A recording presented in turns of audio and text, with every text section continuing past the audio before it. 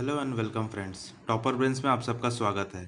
आज हम लोग क्लास 9 साइंस का फर्स्ट चैप्टर का नोट्स देखेंगे और एक्सप्लेन भी करेंगे।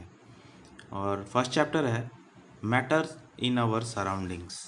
तो हम लोग इसका question answers in text questions भी देखेंगे और इसका टेक्स्ट बुक क्वेश्चन जो दिया हुआ है चैप्टर के एंड में वो भी देखेंगे। चैप्टर मैंने पढ़ा दिया है, आप लोग अगर नहीं पढ़े हैं तो आप प्लेलिस्ट में जा कर के चैप्टर देख सकते हैं। मैं डिस्क्रिप्शन में लिंक भी प्रोवाइड कर दूंगा।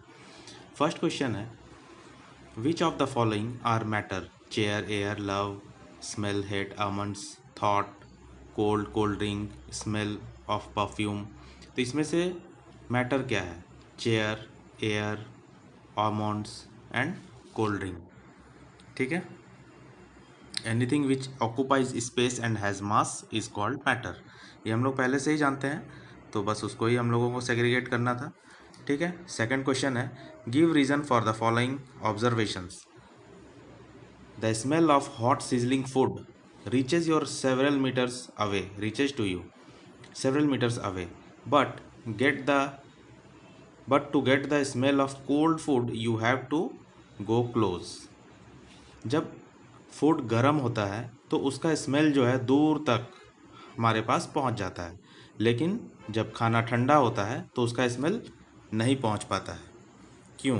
The smell of hot sizzling food reaches several meters away as the particles of hot food have more kinetic energy and hence the rate of diffusion in air is more than the particles of cold food. तो diffusion का rate ज़्यादा रहता है क्योंकि kinetic energy ज़्यादा रहता है hot food में, हॉट फूड का जो स्मेल है उसमें। नेक्स्ट क्वेश्चन है, a driver is able to cut through water in a swimming pool. Which property of matter does this observation show? A diver is able to cut through water in a swimming pool. This shows that the particles of water have intermolecular space and has less force of attraction. Next question है, what are the characteristics of the particle of matter? The characteristics of the particles of matter are: particles have intermolecular space, particles have intermolecular force, particles move continuously. Then page number 6 का जो in-text question है वो हम लोग देखेंगे। पहला question है, the mass per unit volume of a substance is called density. It is density is equal to mass per unit volume. Arrange the following in order of increasing density: air exhaust from chimneys, honey, water, cotton and iron. तो इसको arrange करना है इन order of increasing density, बढ़ते हुए क्रम में। Air, exhaust of chimneys, exhaust from chimneys, cotton, water, Honey, chalk, iron. tabulate the difference in the characteristics of states of matter. ये बहुत ही इंपॉर्टेंट क्वेश्चन है। ए का हम लोग देखेंगे, तो ए का आंसर ये है, ये मैंने टेबल बना करके किया है। कैरेक्टरिस्टिक्स जो होता है shape, volume, rigidity, intermolecular force, intermolecular space, compressibility, chapter में मैंने पढ़ाया है अच्छे से। आप लोग चैप्टर को भी ज़रूर थॉरो पढ़िए, तभी आप सारे क्वेश्चंस का आंसर कर पाएंगे खुद ब खुद। तो सॉलिड में क्या होता है? शेप, फिक्स शेप होता है। लिक्विड में क्या होता है? No fix shape. गैस में क्या होता है? No fix shape. उसी तरह से वॉल्यूम में सॉलिड का वॉल्यूम कैसा होता है? Fixed volume. लिक्विड का वॉल्यूम फिक्स्ड वॉल्यूम। गैस का वॉल्यूम नो फिक्स्ड वॉल्यूम।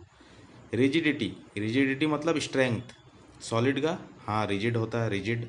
ये not rigid liquid, gas not rigid. ठीक है। इसी तरह से आप पूरा देख सकते हैं। स्क्रीनशॉट आप लोग ले सकते हैं, यहाँ से स्क्रीनशॉट ले करके आप अपना नोट्स भी तैयार कर सकते हैं।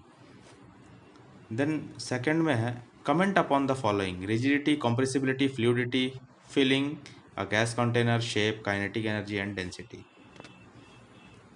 तो इन सब पे कमेंट करना है, ये कैरेक्टरिस्टिक्स पे, रिजिडिटी पे। द टेंडेंसी ऑफ रिजिडिटी क्या है? The tendency of a substance to retain और maintain their shape when subjected to outside force.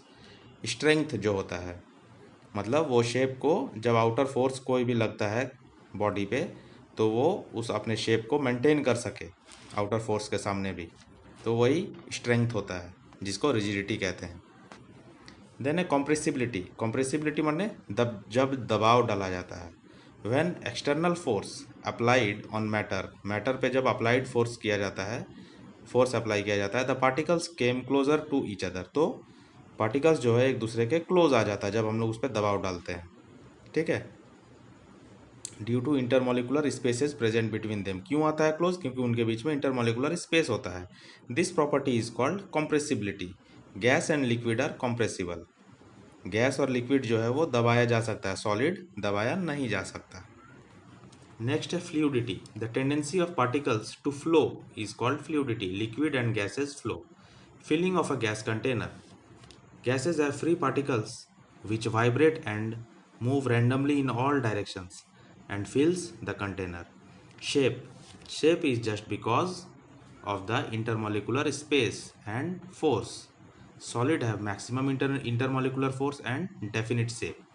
Kinetic energy. The kinetic energy is the energy possessed by the particles due to their motion.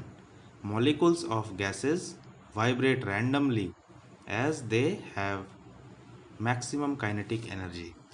Then at density, it is mass per unit volume. Solid have highest density.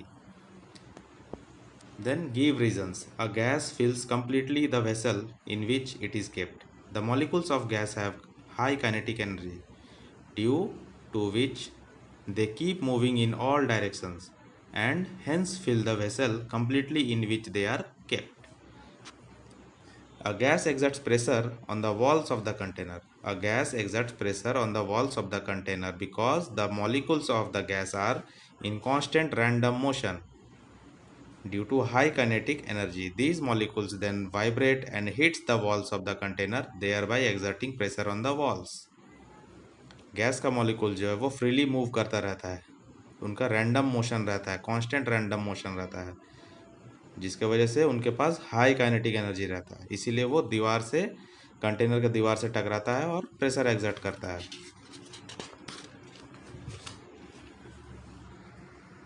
Next है a wooden table should be called a solid. The particles of wooden table are tightly packed and there is no intermolecular space between them. It cannot be compressed, it cannot flow, and these are the characteristics of solid. So wooden table should be called as solid. We can easily move our hand in air, but to do the same through a solid block of wood, we need a karate expert. It is because the molecules of air are loosely packed and has less force of attraction between them. That's why we can move our hand in air very easily by separating the molecules. But in case of solid, the molecules are tightly packed and has maximum force of attraction. Hence, a large amount of external force is required to pass through solid. Gas का हम लोगों को पता है, gas में जो intermolecular spaces होता है वो ज़्यादा होता है और फोर्स ऑफ अट्रैक्शन भी कम होता है, इसलिए हम लोग इजीली मूव हैंड कर सकते हैं उसमें, लेकिन सॉलिड में ऐसा नहीं है। Liquids generally have lower density as compared to solid, but you must have observed that ice floats on water. Why? Ice is a solid, but its density is lower than water due to its structure. The molecules in ice make a cage-like structure with lot of vacant spaces. Ice के अंदर में cage like structure होता है, पिंजड़े के जैसा खाली खाली, जिसमें वैकेंट स्पेसेस होता है, खाली जगह होता है. This makes ice float on water. अभी पेज नंबर 9 से है ये question. What is the physical state of water at 250 degree Celsius. 250 degree Celsius में क्या होगा? 250 डिग्री सेल्सियस में वाटर जो है वो गैस बन जाएगा. 100 डिग्री सेल्सियस में क्या होगा? Liquid as well as gas, क्योंकि 100 डिग्री सेल्सियस पे बॉयल होना स्टार्ट हो जाता है, तो लिक्विड भी रहेगा और उससे वेपर भी बनना चालू हो जाता है, मतलब लिक्विड भी है और गैस भी होता है.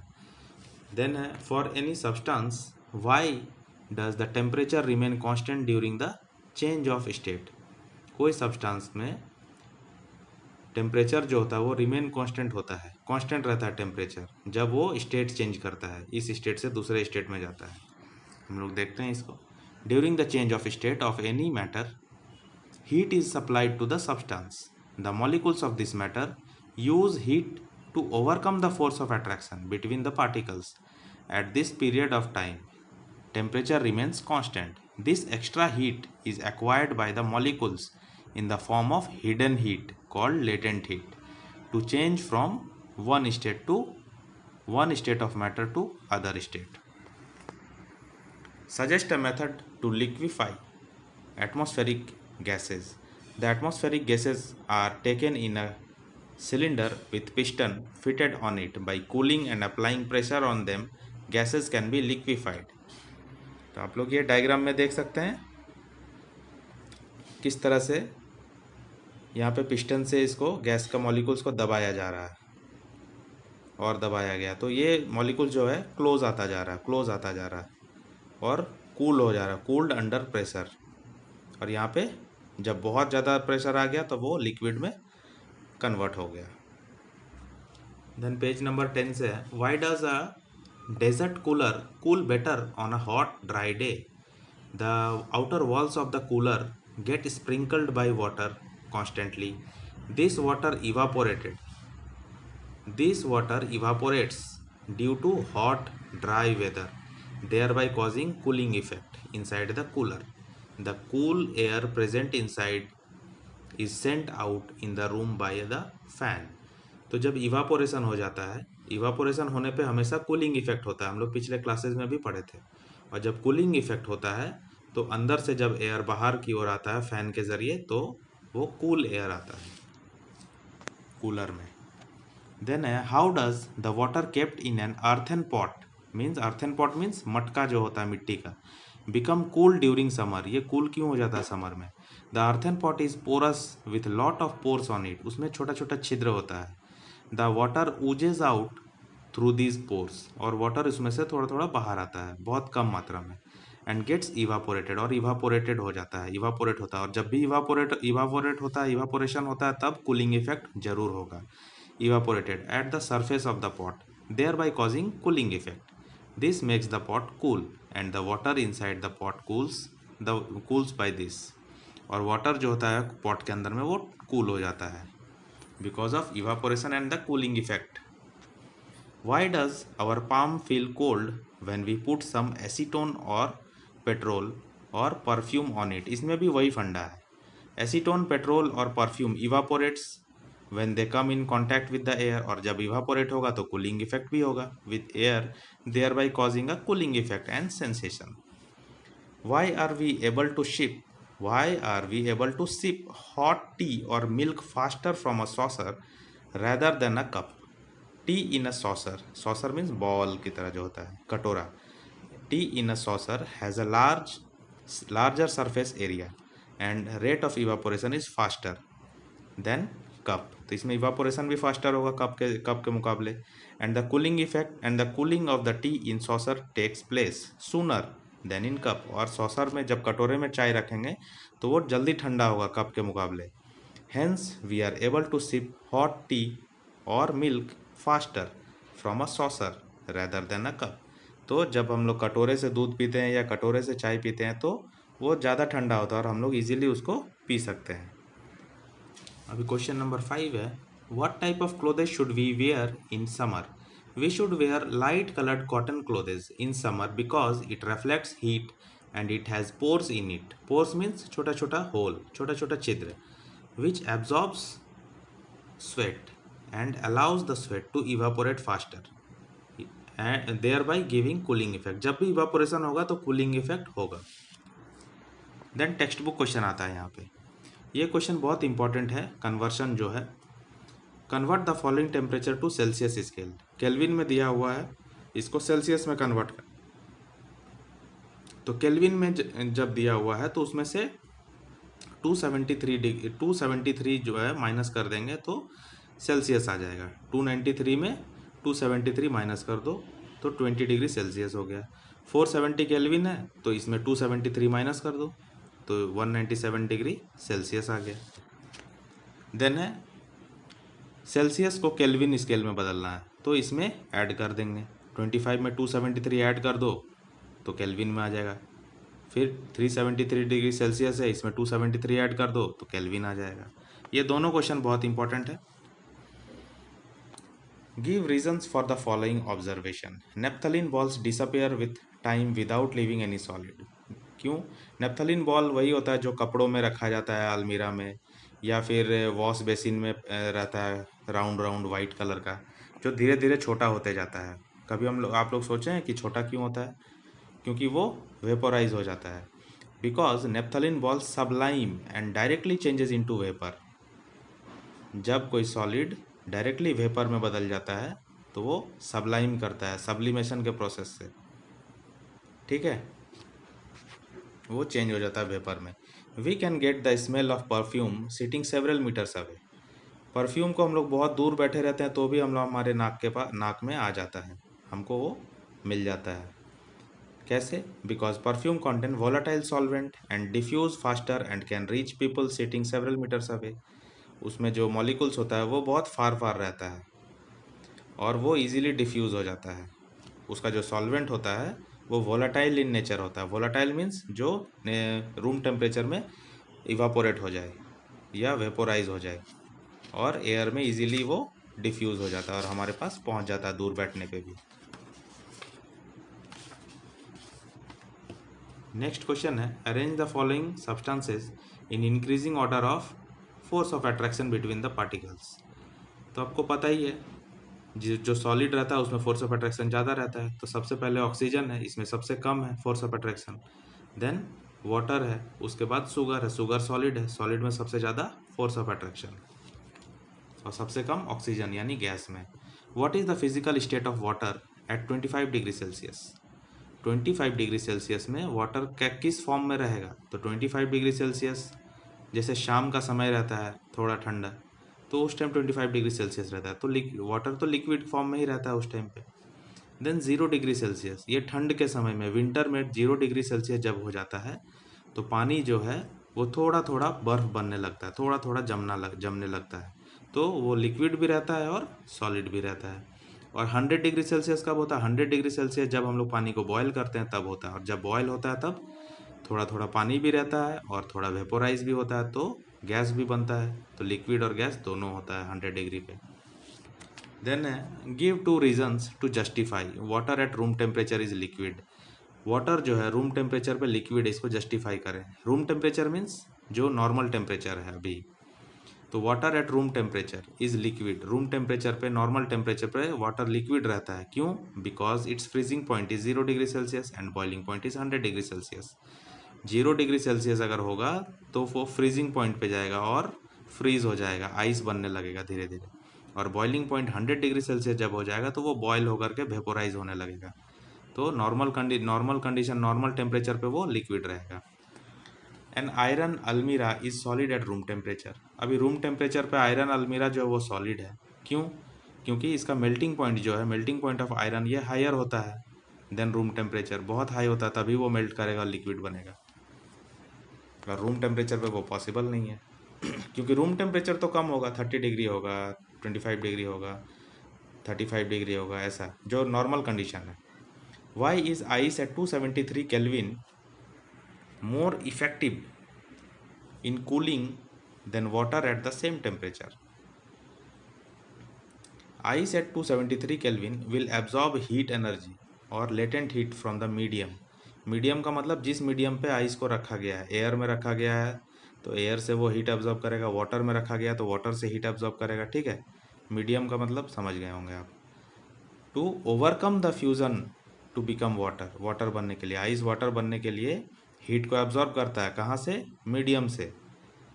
Hence, the cooling effect of ice is more than water at the same temperature because water does not absorb this extra heat from the medium. Water ये काम नहीं करता है, ice करता है। क्या करता है? Absorption of heat. What produces more severe bumps, boiling water or steam? बहुत सीवियर बम किस में होगा?